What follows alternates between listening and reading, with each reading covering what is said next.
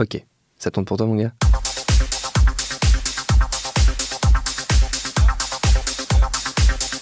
Salut, c'est Thomas Rozek. Alors on aurait pu s'arrêter là sur notre série tectonique Danser, mourir, recommencer. On aurait pu affirmer que la tectonique avait disparu totalement, mais ça n'aurait pas été vrai, vous allez comprendre. On a imaginé donc un dernier épisode sous forme d'épilogue. Une petite discussion avec Karim Boukarcha qui est là avec moi. Salut Karim. Salut Thomas. Alors je voulais te demander Karim, pour lancer un peu cet épilogue, qu'est-ce qui t'a étonné toi? Qu'est-ce qui t'a surpris dans la fabrication de cette série que tu as faite avec Quentin Bresson? Au départ, moi j'avais une curiosité sur un phénomène qui à mes yeux était terminé, passé, où j'avais l'impression qu'on pouvait raconter quelque chose d'intéressant qui n'avait pas été raconté. Et c'est pour ça que j'ai tendu le micro à tous ces gens-là. Et puis finalement, très vite, quand je leur ai tendu le micro en leur disant bah voilà, j'aimerais faire ça, eux ils m'ont dit mais tu sais, c'est pas fini quoi. Et vraiment, je sentais dans l'énergie, genre mec, c'est presque une insulte, tu commences mal. Tu vois. Du coup, comme moi, mon but c'était de faire un truc juste et. Le plus près de la réalité. Voilà, je me suis dit, j'ai commencé à les faire parler là-dessus. Ouais. Et là, très vite, on m'a dit, mais tu sais, ça a explosé dans le monde entier. Il y a des danseurs en Amérique du Sud, beaucoup, dans les pays de l'Est, il y a des grosses scènes, etc. Et du coup, ça m'a vachement intrigué. Je me suis dit, putain, mais en fait, c'est intéressant parce que eux, ils ont été à la croisée de l'époque, au milieu de ce phénomène de mode, la médiatisation, etc., l'arrivée des réseaux sociaux. Et puis, de ça en fait, c'est la naissance d'un courant et derrière, ils ont réussi à s'en relever, quoi. Tu vois. Donc, alors évidemment, ça passe par des fois des dissensions entre danseurs, comme dans tout courant, quand ça naît, des gens qui veulent amener ça à gauche, d'autres qui veulent amener ça à droite, à un âge où les gens sont jeunes, donc savent pas forcément communiquer les uns avec les autres.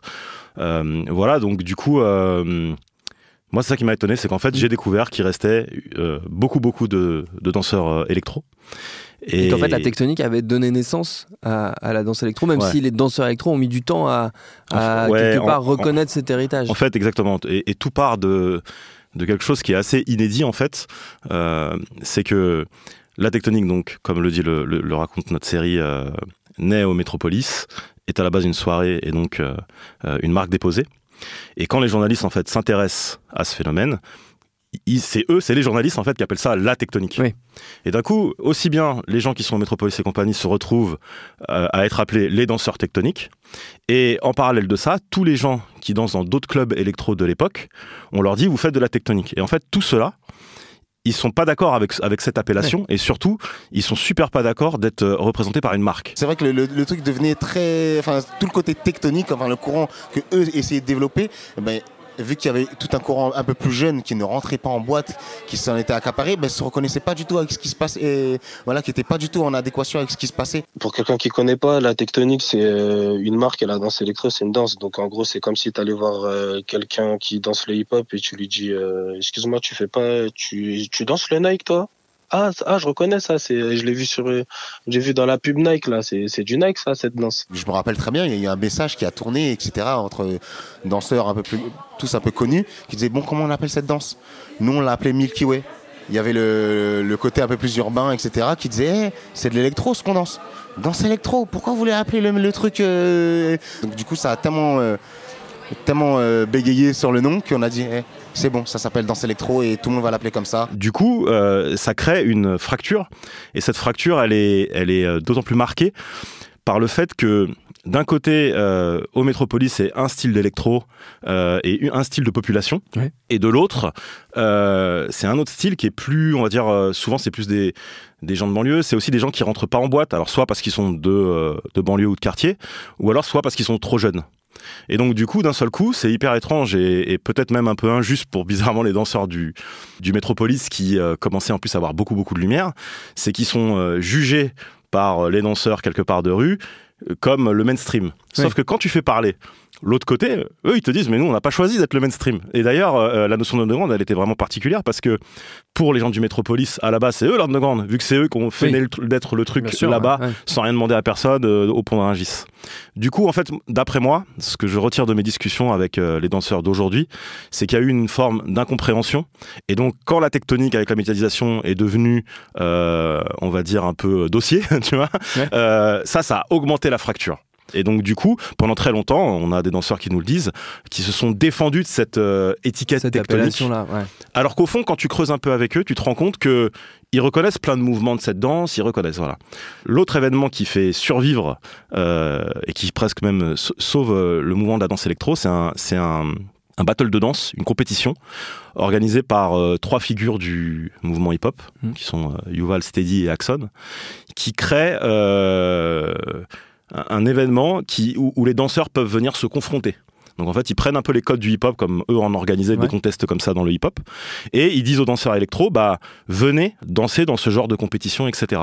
Donc du coup, il y a vraiment tout un mouvement comme le mouvement Vertified, qui était beaucoup plus urbain, qui eux vraiment attaquer le problème à la racine avec faisaient des événements en journée pour les plus jeunes, etc. C'est Steady qui faisait les flyers, et qu'un jour, Steady, dans un flyer, il prend une photo d'un mec avec des ailes dans le dos, genre le mec beau gosse, tu vois, mais un mannequin, qui était en contrat avec la marque Tectonic. Donc, si tu veux, des photos que la marque Tectonic, elle a payées pour obtenir. Bon, nous, dans l'époque, on fait des flyers, on prend des photos à droite à gauche, on te fait des flyers comme ça, c'est pas non plus commercial de ouf, tu vois. Tu vois pas, nous, on faisait un événement, on accueillait 50, 80 personnes. Alors bon, on n'était pas les plus dangereux du monde pour Tectonic, quoi. Mais sauf que Tectonic, quand ils l'ont su, parce que eux aussi, ils commençaient à entendre pas mal parler de Vertified, mais sauf que eux, c'était Tectonic. Et nous, on était le Verti, on était une petite structure qui commençait à monter. Et je lui ai dit, nous, chez nous, on a des champions. Et moi, je te fais une proposition. Le meilleur de chez toi, Trixie, contre le meilleur de chez nous, Milliard. Milliard contre Trixie, 1 an plus tard. Qu'est-ce que ça va être? Qu'est-ce que ça va donner? Il y a du respect, il y a beaucoup de respect. Rappelez-vous à la fin. Ok, c'est pas un battle, ouais, j'en veux pour Milliard et tout. Franchement, t'es un enfoiré, tu parles sur mon dos. Non, c'est pas ça. Aujourd'hui, là, c'est un battle. On est là pour s'amuser. On est là pour échanger une vraie passion, des vrais sentiments, des vraies émotions. Maintenant, à vous d'encaisser. Pour que ces deux scènes, danseurs du Métropolis un peu mainstream, enfin devenus mainstream, et danseurs, on va appeler ça un peu de rue et des autres clubs, pour qu'il y ait une unification, en fait, à un moment donné, ils organisent un battle entre Milliard, qui est un danseur qui représente le mix club, la danse de rue, et ce nouveau courant que eux ont baptisé danse électro, ils sont complètement détachés du nom, et Trixie, qui est l'égérie. Et en fait, ça c'est cool parce que à travers ce conflit organisé, ce duel, ce duel, ça a permis que ça fasse un tout un peu homogène. Voilà.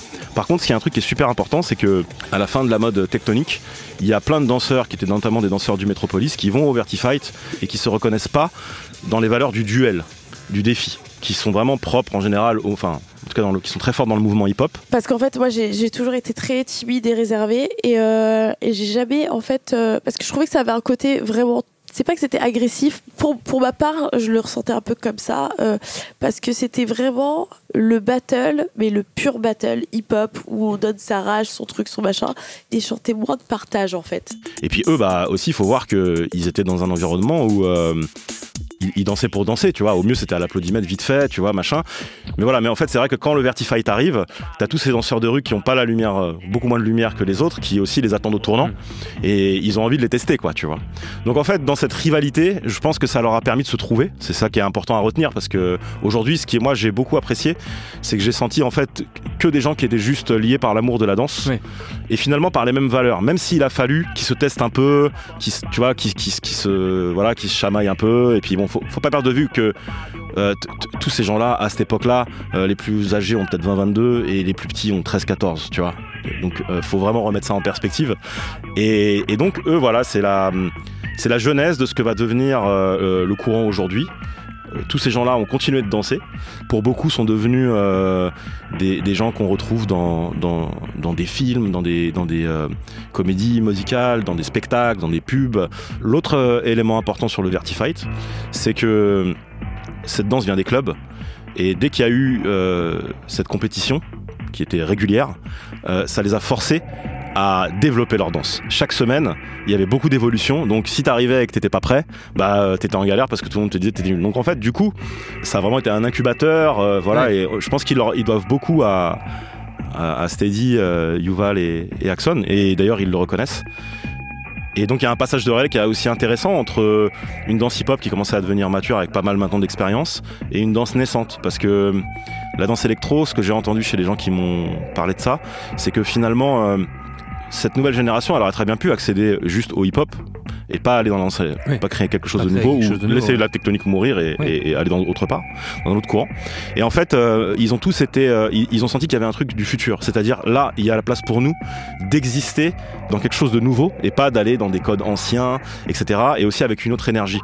Et ça, je pense qu'ils ont vraiment bien fait parce que c'est ça qui fait que aujourd'hui ça a perduré et que voilà, enfin, c'est vraiment génial ce qu'ils font, quoi. Ce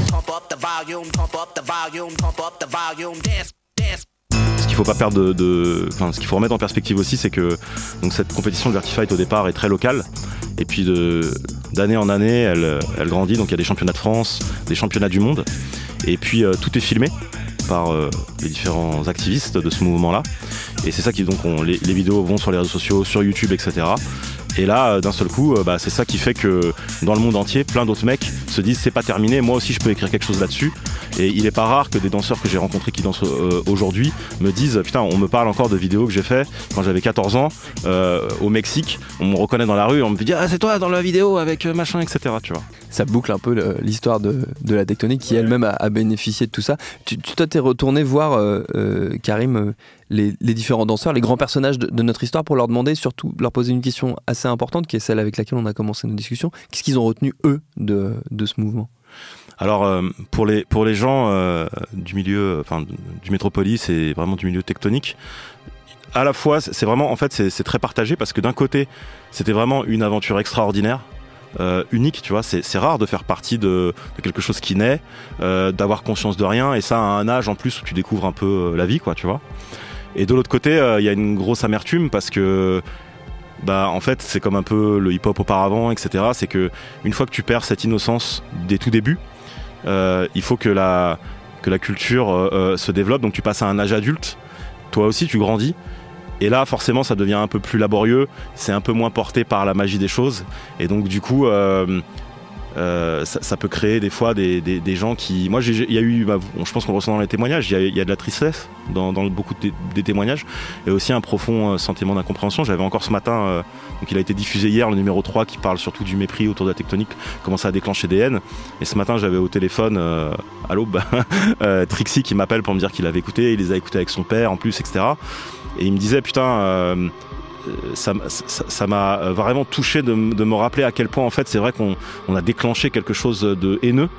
Et vraiment, on comprenait pas pourquoi les gens nous en voulaient autant. Et enfin, tu vois, ça questionne vraiment, en fait, j'ai l'impression, dans notre société, comment on est presque on n'est pas tolérant, en fait. C'est-à-dire qu'on est incapable et chacun à notre échelle, hein, bien sûr, on est vraiment incapable de laisser les gens dans leur truc et leur dire ah ouais, toi c'est ça ton truc, c'est génial, vas-y fais-le, tu vois, et puis moi je vais faire autre chose, tu vois. Mais c'est peut-être ça vraiment que pour moi ce truc-là à nous enseigner, c'est-à-dire que voilà, encore là quand je disais je faisais cette série à des gens qui n'ont rien à voir, tout de suite c'était le mépris, le sourire en coin, et voire même j'ai même pas envie d'aller écouter pour voir ce qui éventuellement il pourrait y avoir derrière.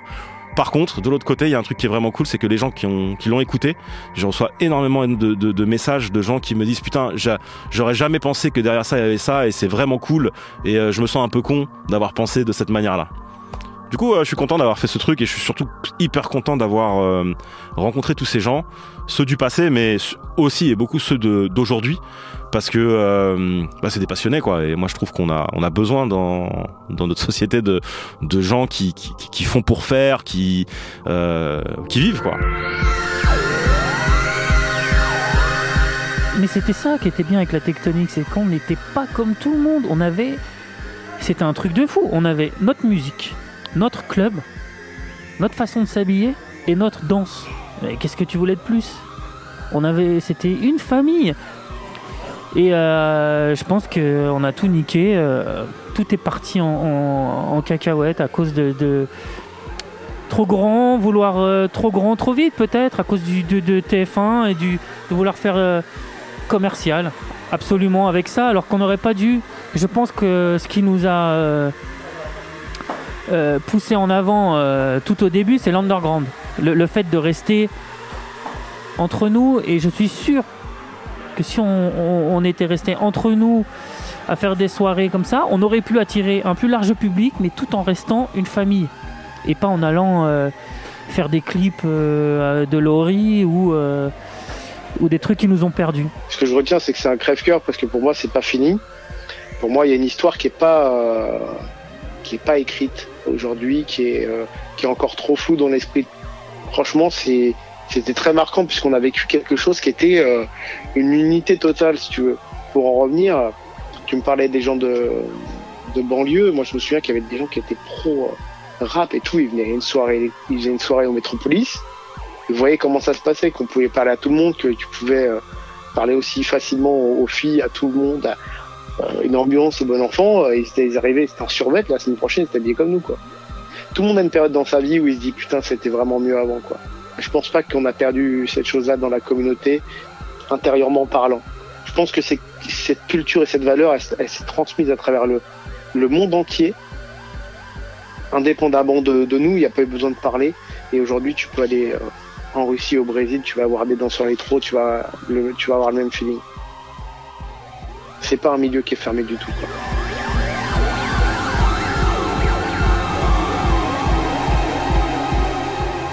Tectonique, Danser, Mourir, Recommencer, c'est une série signée Karim Boukercha et Quentin Bresson pour Programme B, qui est un podcast de Binge Audio préparé par Lauren Bess. Abonnez-vous sur votre appli de podcast préféré pour ne manquer aucun de nos épisodes, Facebook et Twitter pour nous parler, et à lundi pour un nouvel épisode.